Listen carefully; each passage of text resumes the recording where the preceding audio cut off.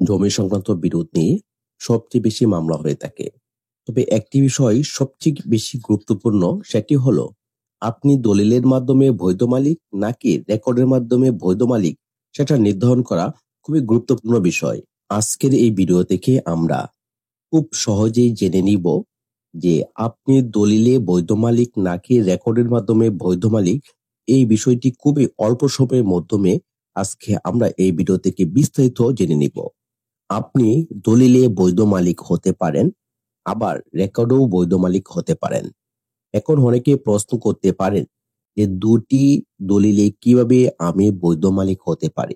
দেখেন, যদি আপনি দলিলে বৈধ মালিক হতে চান, আপনি যার কাছ থেকে সম্পত্তি ক্রয় করেছেন সে ব্যক্তি বৈধ হতে হবে এবং তার পর্যায়ক্রমিক যে অবস্থান রয়েছে সেখানে দলিলে 25 বছরের যে একটি পর্যায়ক্রমিক অবস্থান সেটা সম্পূর্ণভাবে উল্লেখ করতে হবে। এবং সেই ব্যক্তির নিকট থেকে যদি আপনি বৈধ উপায়ে সম্পত্তি ক্রয় করে থাকেন তাহলে আপনি দলিলের মাধ্যমে বৈধ মালিকানা পাবেন।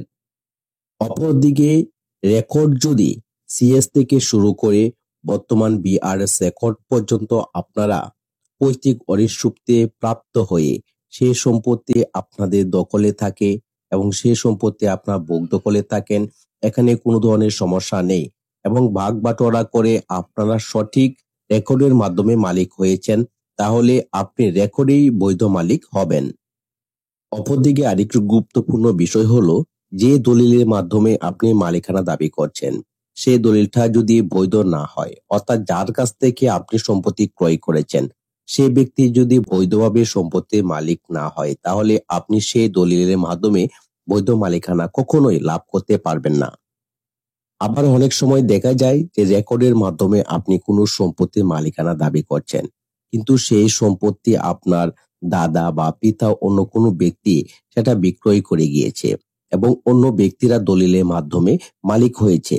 আপনি সেই রেকর্ড বা আপনাদের নামে যদি সিএসও থাকে, আরো যদি থাকে, বা বিআরএস রেকর্ডও যদি বর্তমানে হয়ে থাকে, কিন্তু আপনার বাবা বা আপনার দাদা যদি অন্য কারোর নিকট সেই সম্পত্তি যদি বিক্রয় করে যায়, তাহলে আপনি এসব রেকর্ড দিয়ে কোনোভাবেই সম্পত্তির মালিকানা লাভ করতে পারবেন না। মূলত দেখতে হবে যে পর্যায়ক্রমিক অবস্থান, আপনি সম্পত্তির কিভাবে মালিকানা পেয়েছেন সেটা আগে আপনাকে খুব ভালোভাবে দেখতে হবে। এগুলো না দেখে যদি আপনি মামলা মোকদ্দমা করেন তাহলে মামলাতে আপনি হেরে যাবেন বা রায় ডিগ্রি আপনার পক্ষে আসবে না। কারণ আপনি কোনো সম্পত্তির বৈধ মালিক নয়, সেটা তো আদালত প্রমাণ করে দিবে। অযথা সময় নষ্ট করার কোনো প্রয়োজন নেই। আগে আপনারা সামাজিকভাবে বসে কাগজপত্রগুলো আলোচনা করেন, তাহলে বুঝতে পারবেন কে আসলে বৈধ মালিক, কে আসলে অবৈধ মালিক। আপনারা এই বিষয়ে আরো বিস্তারিত জানতে চাইলে লিংকে দেওয়া নাম্বারে যোগাযোগ করতে পারেন বা আপনাদের মূল্যবান মতামত কমেন্টস করতে পারেন।